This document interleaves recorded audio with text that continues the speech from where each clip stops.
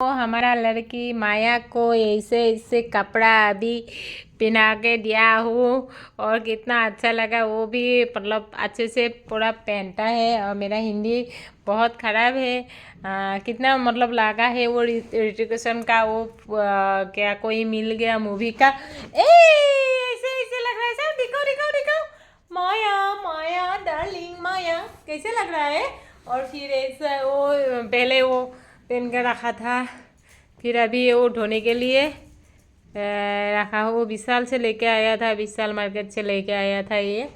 मतलब वो जब छोटा था ना तो लेके आया था, फिर भी अभी भी हो रहा है उसका मतलब बॉडी में। इतना छोटा देखिए। माया काम काम। फिर वो हाईनेक है, वो भी अभी धुलाई करने के लिए देगा। फिर माया उसको दिखाएगा रुक के। माया माया माया माया ला फूफू जाओ फूफू फूफू फूफू जाओ जाओ फूफू जाओ फूफू बोली को ले या। देखिए उसको मतलब फूफू मतलब बहुत मतलब फूफू मतलब बाहर जाना चाहती है वो। घर में माया उसको बुलाती हूँ ना तो पूरा देखता है। और ये हमारा माया है।